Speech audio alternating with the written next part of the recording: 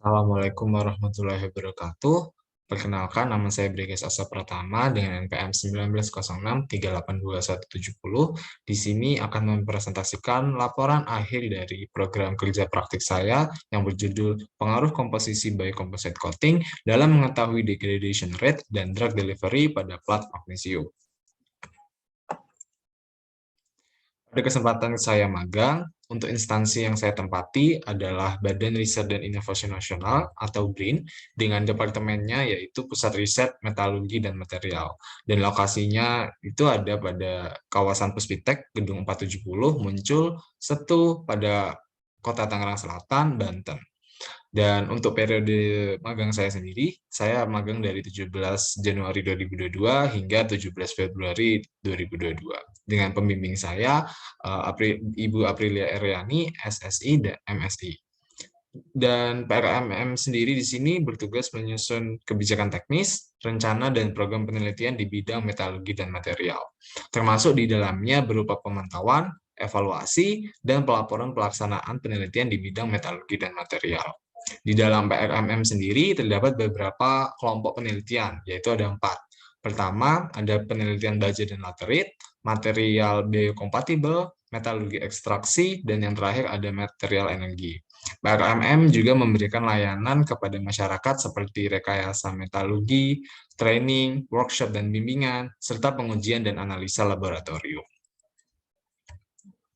Untuk laporan magang saya akan bedah menjadi 4 bahasan, yaitu introduction atau pendahuluan, ada metode, ada result, dan discussion, yang terakhir adalah conclusion. Dari topik yang saya ambil, yaitu berfokus pada biocompatible, jadi latar belakang yang saya ambil adalah aplikasi dari metallic implant untuk orthopedic surgery telah berkembang di industri kesehatan, seperti titanium, stainless steel, nikel titanium, dan magnesium alloy. Meskipun banyak material yang tersedia pada manufacturer, hanya beberapa di antaranya yang memiliki sifat biokompatibel, salah satunya adalah magnesium. Selain itu, magnesium dan paduannya memiliki kelebihan lain, seperti degradibilitas, sifat mekanik yang hampir sebanding dengan tulang, biokompatibilitas yang sangat baik, dan bioaktivitasnya yang sangat tinggi. Akan tetapi, kelemahan utama dari implan berbasis magnesium atau MG adalah ketahanan korosi MG yang buruk di lingkungan fisiologis, sehingga microstructure modification maupun surface modification sangat diperlukan dalam mengatasi masalah korosi pada magnesium. Dari beberapa metode, campuran biodegradable polymer coating dengan material anorganik sebagai lapisan pelindung adalah strategi yang sering diterapkan untuk mengurangi korosi substrat magnesium sekaligus memiliki beberapa kemampuan lain seperti biodegradabilitas yang sangat bagus, biocompatibility yang sangat bagus, memiliki kemampuan self-healing, memiliki kemampuan drug delivery, dan memiliki kemampuan osteoinduction. Selanjutnya dalam penelitian ini, metodenya yang saya gunakan, saya bagi dua, yaitu ada alat dan bahan. Untuk alatnya ada 22, dari timbangan digital sampai hot plate, bisa dilihat pada slide. Dan untuk bahannya sendiri, saya juga bagi dua, ada bahan untuk sampel dalam coating, dan bahan pengujian yaitu berfokus pada larutan. Jadi untuk bahan untuk sampel, saya mengatakan ada plat magnesium, AZ31B 2x2 cm, ada PLA, ada PCL, PLA bisa disebut polylactic acid, PCL polycaprolacton, ada ibuprofen sebagai antibiotik, bioglas sebagai antibakterial, dan chloroform sebagai pelarut. Untuk bahan pengujiannya ada deionized water yang sudah tersedia dan hang solution untuk pelarut nantinya. Selanjutnya adalah metode proses dari cara kerja pengujian yang saya lakukan. Jadi yang pertama adalah preparasi sampel plat magnesium. Jadi plat magnesium 2x2 itu kita amplas untuk menghasilkan tekstur yang diinginkan. Seperti yang dilihat, atas adalah tekstur sebelum dan yang bawah adalah tekstur sesudah pengamplasan. Hal ini berfungsi untuk mendapatkan syarat-syarat yang berguna pada polimer nantinya. Yang kedua adalah preparasi material coating. Jadi untuk material coating terbagi menjadi dua, yaitu ada yang matrix, ada yang fiber. Dan untuk yang matriksnya sendiri, berisi dari PCL dan PLA. Untuk PLA komposisinya 7 dan PCL adalah 3, jadi 7:3 dalam 10 gram. Untuk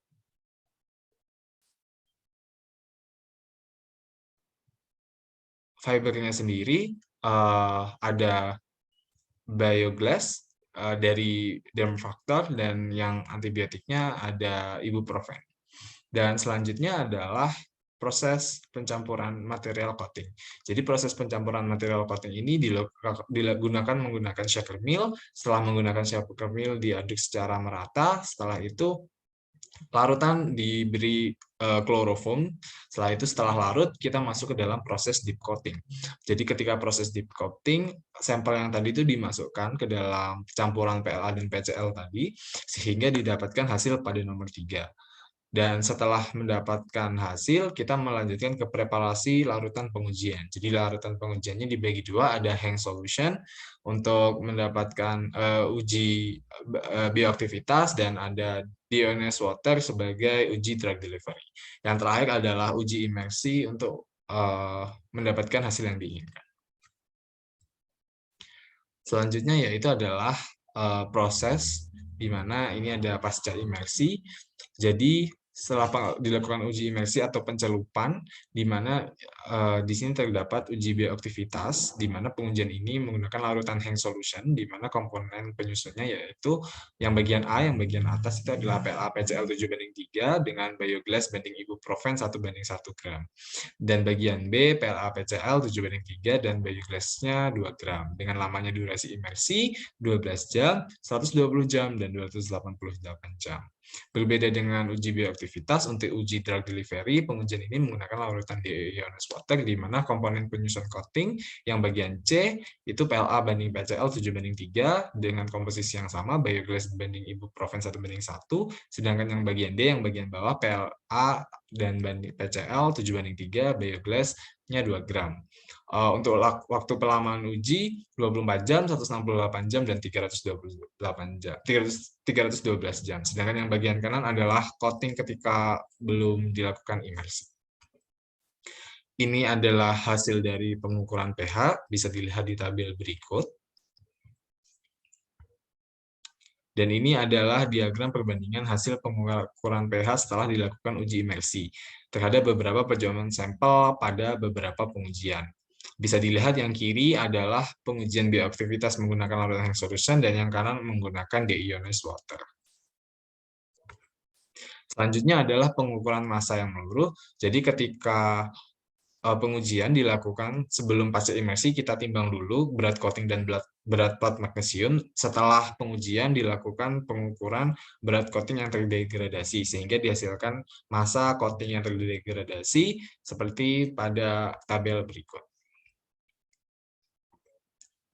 Lalu selanjutnya adalah diagram perbandingan hasil pengukuran massa coating yang terdegradasi setelah dilakukan pengujian imersi dalam miligram pada beberapa pengujian. Untuk yang A adalah hasil pengukuran massa coating yang terdegradasi pada pengujian bioaktivitas menggunakan larutan hang solution, sedangkan yang bagian B atau yang bagian kanan adalah hasil pengukuran massa coating yang terdegradasi terhadap pengujian drug delivery menggunakan larutan deionized water. Masuk ke dalam pembahasan. Dari pengujian yang telah dilakukan, didapatkan hasil bahwa pH yang didapat akan lebih besar dari pH larutan awal. Hal ini terjadi karena terkikisnya coating maupun magnesium dapat meningkatkan pH karena sifatnya yang basah. Material coating yang berupa bioglass sebagai material utama coatingnya memiliki komposisi silikon dioksida, sodium dioksida, kalsium dioksida, dan fosforus pentoksida, di mana semua senyawa tersebut bersifat basah. Adanya senyawa basah dapat dibuktikan dengan persamaan di kanan, yaitu rumus-rumus dari persamaan 1-4, di mana persamaan 1-2 merupakan proses reduksi dari O2 dan H2O, dan yang persamaan ketiga adalah proses oksidasi dari magnesium, sehingga didapatkan reaksi akhir di mana ada terjadi reaksi oksidasi antara air dan magnesium sehingga menghasilkan senyawa MgOH2. Yang inilah nanti bisa disebut sebagai endapan yang terjadi ketika proses uji imersi. Dan persamaan 1 dan 2 ini adalah proses OH menghasilkan OH di mana nantinya akan larutan tersebut bersifat basah. Selanjutnya adalah bisa dilihat dari massa yang sudah didapatkan ketika melakukan uji imersi. Dari hasil yang didapat, terlihat bahwa semakin lama dilakukan perendaman pada uji imersi, maka akan semakin banyak pula coating yang akan meluruh. Didapatkan hasil pula bahwa sampel coating berkomposisi bioglass banding ibuprofen memiliki peluruhan lebih cepat daripada sampel yang berkomposisi bioglass saja. Lanjut, pada pengujian dengan Hang Solution untuk mengetahui laju korosi, perbandingan antara coating dengan menggunakan bioglass dan bioglass dengan ibuprofen tidak menunjukkan hasil perbedaan yang signifikan pada perubahan pH, di mana keduanya sama-sama menghasilkan nilai pH yang tak jauh beda, dan dapat dilihat secara visual kemungkinan plat magnesium yang terdegradasi atau mengalami korosi sangatlah minim. Hal ini juga terjadi pada larutan deionized water. Namun, setelah dilakukan pengukuran massa, dapat terlihat bahwa semakin lama dilakukan perendaman, maka akan semakin banyak pula coating yang akan meluruh. Didapatkan hasil lain bahwa peluruhan paling banyak terjadi pada sampel berkomposisi bioglass banding ibuprofen daripada yang berbioglass saja. Hal pembeda lain di antara keduanya ialah kegunaan dari masing-masing materialnya. Bioglass sendiri dapat berperan sebagai pencegah korosi sekaligus menjadi wound healer, sedangkan ibuprofen dapat berperan sebagai pereda nyeri maupun antiinflamasi. Terakhir, yaitu kesimpulannya adalah uji imersi berhasil dilakukan dan sesuai prosedur yang ada.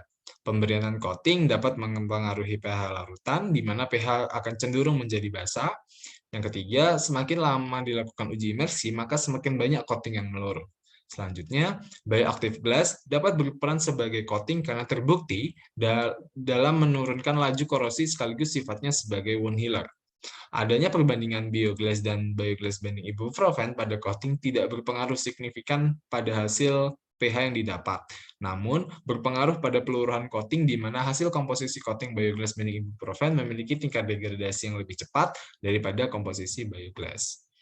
Saran, dikarenakan beberapa penelitian terhambat oleh kondisi COVID-19, perlu adanya penelitian lebih lanjut untuk membuktikan pengaruh perbandingan komposisi coating pada plat magnesium. Penelitian ini termasuk ke dalam penelitian in vitro, di mana masih perlu dilakukannya uji in vivo dalam membuktikan pengaruh biocomposite coating pada tubuh manusia.